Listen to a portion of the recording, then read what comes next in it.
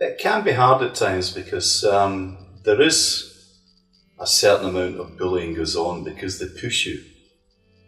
And I'll give you a fun story about it, that there's a serious issue behind it, where I went to a door once and the guy tried to set an Alsatian dog on me and told me to get lost in so many words.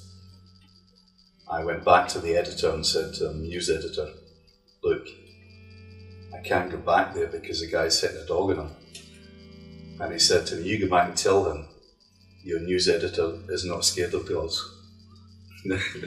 That's a situation which was real and it happened. These sort of things do happen. You do get challenged and bullied, as I would say it. They see it as a challenge, many people see it as bullying, to push you as far as you can go to try and make the grade. But there are certain things that you can and cannot do, and you can't take a step too far on that issue.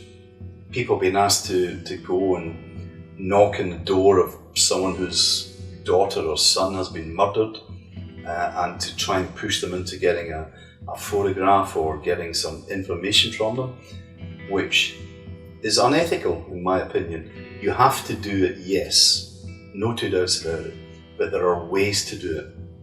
Don't be forced into it. Go and tap on the door, speak to these people and say to them, look, I want to understand your side of the story, nobody else's. And if you want to talk to me, fine. If you don't, I'll walk away. You have to say to them, I will walk away. And you have to do that. Because at the end of the day, these are people dealing with death, dealing with feelings, and you're basically standing on their doorstep and saying to them, talk to me. If they don't want to talk, walk away. You'll have another go at it another time, and it always will happen.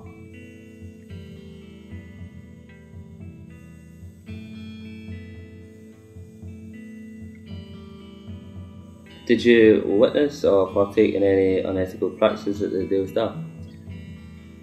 Yes. That'd be fair to say.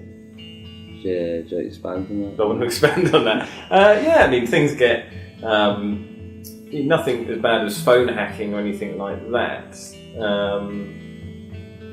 I think that at times there was certainly people's ex-directory phone numbers and things like that would appear, shall we say, rather quickly, and certain things that maybe you wouldn't be able to find out very easily through normal avenues to get hold of. I don't know how a lot of these things have gone because I had to shoot it up the chain and wait for it to come back again. But I think really for me the reason that I left and the reason was the sort of casual distortion of fact. In what way were journalists like yourself pressured into doing things that you maybe didn't agree with or didn't really want to do? Well, I think most journalists at the Daily Star, and I think in the industry really, are on quite short-term contracts, rolling. But the Daily Star, a lot of the reporters, including myself, are on rolling week-by-week contracts. I mean, you knew that you were going to come back in the next week. That wasn't really an issue. But it certainly put you in a vulnerable position that they could get rid of you whenever they wanted to. It wouldn't be hard for them to say, don't come in. And so that in itself does make you keep your head down and do what you're told.